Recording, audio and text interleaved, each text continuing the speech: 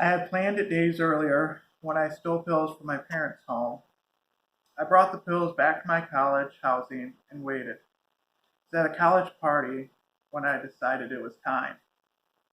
I took a couple bottles of various prescription medications with at least one bottle of Smirnoff wine cooler. I have no memory of the next 12 hours, so I am unaware if I drank any more than that. The next morning, a friend found me on my back in bed, drowning in my own vomit. She proceeded to roll me out of bed onto the floor so the vomit would come out. Um, and I remember little snippets, little half-second windows of memory during that time. But I remember saying to put me in a cold shower and get me some crackers or bread because I knew I had overdosed. And I don't remember much after that. Then I remember being in the bathroom and they're trying to help me in the shower, but I'm refusing to let them help me. And so I couldn't walk, but I'm swinging at them, so they can't help me. I don't remember swinging at them. They told me that they couldn't help me because I was trying to punch them and swing, just flailing my arms. So I kept trying to walk and I couldn't. So when I was trying to get in the bathtub, I kept falling and smashing my face onto a hard corner of a sink. I don't have any memory for the next couple hours, but they had hoped to help me themselves because they were afraid of, calling the cops. So for the next hour and a half, there no one called. They were just trying to help. I don't have any recollection of what was going on. I know there was once somebody there that would not consider a friend anymore. He wrote all over my body, thinking it was funny, drawing like penises all over my head. And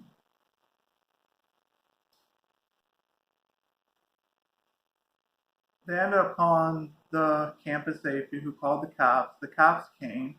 I don't remember the cops. They told me I was also swinging at the cops and punching them. Next thing I remember after being in the bathroom was I was in an ambulance and they were telling me, they were yelling, he's not cooperating, he's not cooperating. I was getting so mad because I wasn't moving, I wasn't doing anything. But I guess what I was told is I was, again, flailing and fighting them. But I was so mad because they kept on saying he's not cooperating. To me, I wasn't moving, I wasn't doing anything. I was just there. They shackled me to the hospital cart or whatever. I'm not sure what to call it because I want to stop moving. And I remember I kept on saying, "Don't tell my mom, don't tell my mom," and I just kept repeating that. The next thing I remember getting pushed through hospital doors, Hackley Hospital in Muskegon. I just remember the glass doors. I don't remember anything for the rest of that day. At some point, I remember someone was giving me a sponge bath, and because this guy wrote fag and penises all over me, they asked me, and I don't know why they asked me, but they asked me if I was gay. Um, I'm still not sure why they did, but I remember that, and it was at least another day or two before I have any other memory. But when I was partially coherent enough to have somewhat of a memory, the first thing I saw was my mom sitting in the corner of the hospital, and it killed me knowing that she knew what I'd done, that she had to have known I did it on purpose. And we didn't talk about it, but I just knew, and it was the most, you know, it was just painful. And that moment I realized I didn't want to die. Um, so on February 2nd of 2009, I decided my life wasn't worth living. On February 3rd of 2009, Hackley Hospital decided my life was worth saving. And 10 years later, I went to the hospital and I got the records. I think I'm ready to see them now, to fill in these blank spaces. And I haven't looked at it yet. I wanted to get this on video because I want whoever's watching this that is struggling and think their life isn't worth living, that thinks there's no one that cares about them. It's not true. There's a sickness in your mind that's telling these lies to you. There are many people that care about you. Your sickness has completely blinded you. And just because you're sick does not mean you're worthless. Everybody gets sick. Everybody gets a cold. So I hope that, someone who's contemplating ending their life can watch this video and realize that, your life is worth living, and there is a silver lining. And myself, I believe that, God can lead you through whatever you're going through right now. You just have to trust in Him.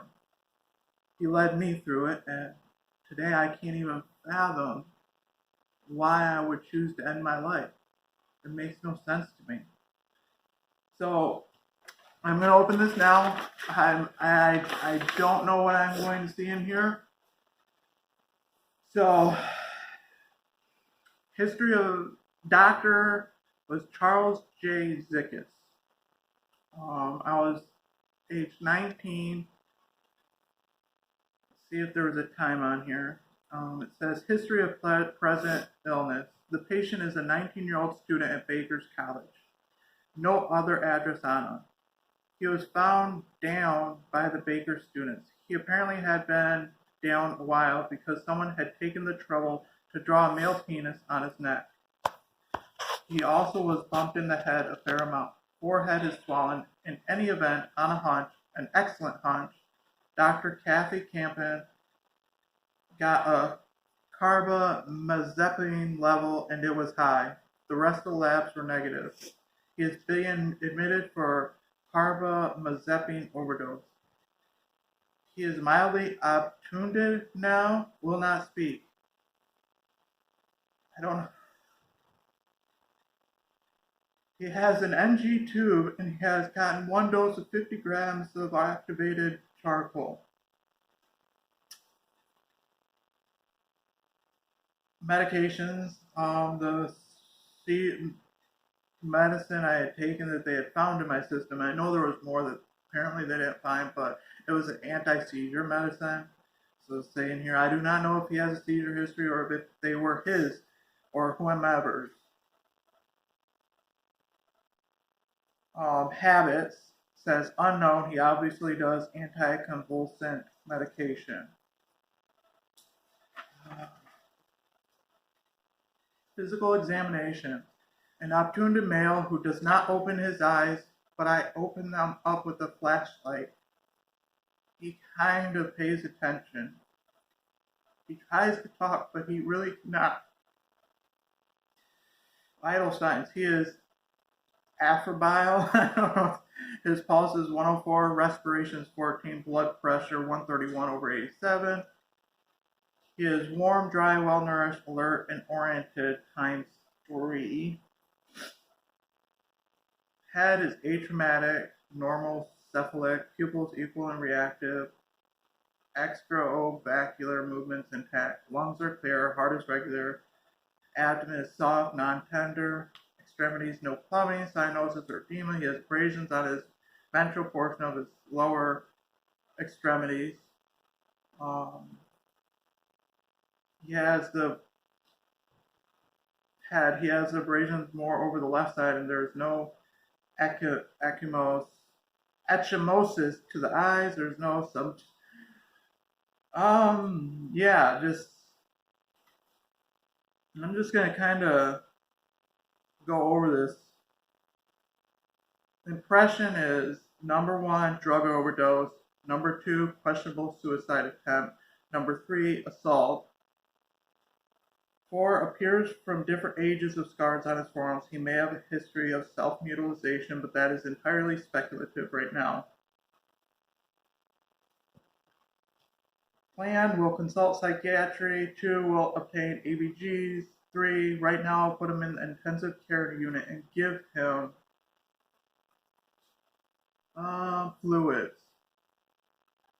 A couple other things. Clinical data, altered mental status, slurred speech.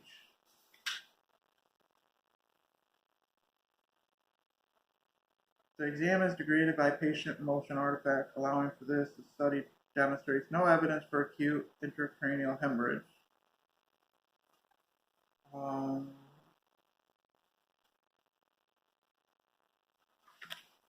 I think the rest of this here will be just normal hospital stuff. I have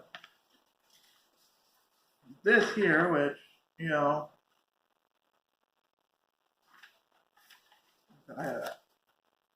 so here's another summary. It says the patient is a 19-year-old white male brought in by police and paramedics, as the paramedics were apparently called by someone in the dorm, as the patient lives in a dorm at Baker College for possible overdose. The patient's friends called the paramedics because they noted he was not acting right. They think he took pills a little more than an hour ago. They do not know what pills he took. The patient is alert, but his speech is slurred, and it is very, very difficult to understand him. He did sound like he said something about seizure.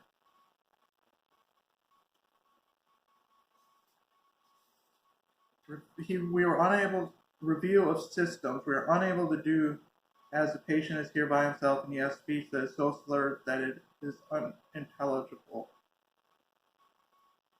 Reveals a 19-year-old male who is alert with slurred speech. He has nystagmus. I don't know what that is. Yeah, it says in here when it talks about I took pills an hour ago. It was 12 hours prior to that. I had went to bed and I woke up and I don't remember at the time I took the pills probably 9 or 10 o'clock at night, and I know it was around between 6 and 8 when I went to the hospital.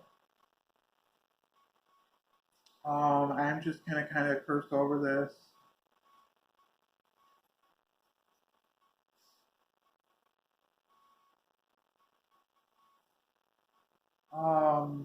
The patient has abrasions on his forehead. Lungs are clear. He is alert. This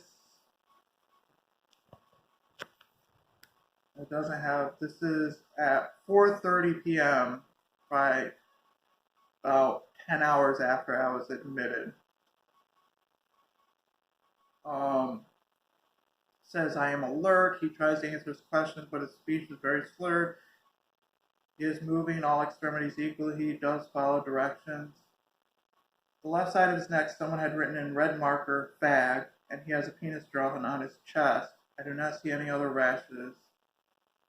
He does have some abrasions on his knees and shins, which are superficial. And that was when I was in the bathroom, when they're talking about the abrasions on my head. This was in the bathroom. They're trying to help me. I won't let them. I don't want to make this too long because I want you to listen to everything I have to say, but I also want to go through everything here. Got prescription here. There's 125 pages here. And it's surreal to think that it could have been 126. That the 126th page would have been my death certificate. And this is all they would know me by, other than my family and friends. This stack of papers could have been my life to a lot of people. It's just another statistic. And everything that I've accomplished in life, I have 4 children. They would have never existed. I would have never been able to hold them in my arms. I would have never realized that my life was worth living. My life hasn't been easy by any means after that, but I knew that I could make it better and that God could get me through the hard times, and He did. And I kept pressing forward, and right now I'm at a time in my life where a lot of my dreams are coming true, and they're within my reach, things I never dreamed of.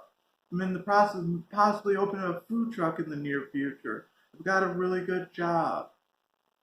I just, everything I've ever wanted is coming to fruition, and it's 10 years later, but it's worth it. So, you know,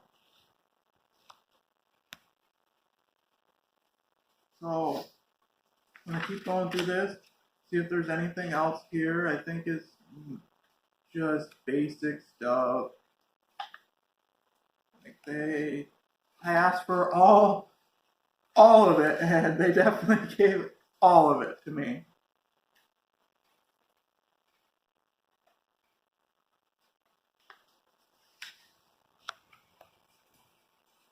Is that Travis?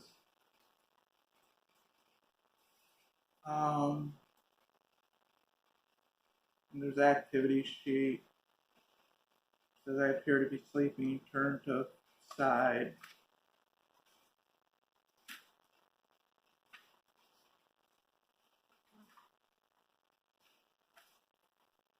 Now I'm just kind of, my brother's coming home, and I kind of want to complete this before he comes in here. So I'm just kind of hurry up and going through this and everything. Um,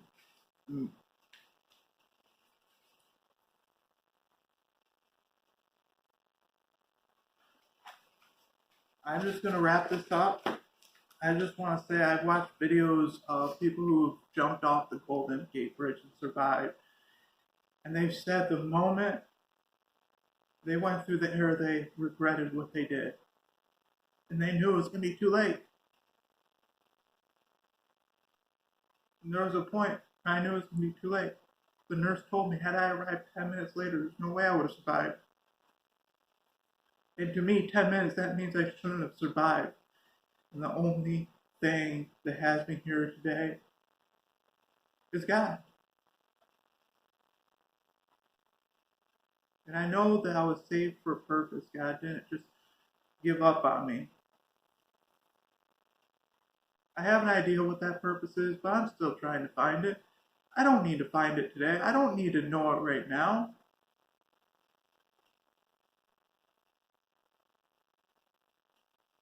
I just want you to know that if you're dealing with depression, you're dealing with suicidal thoughts, that it does get better, even if it does take 10 years.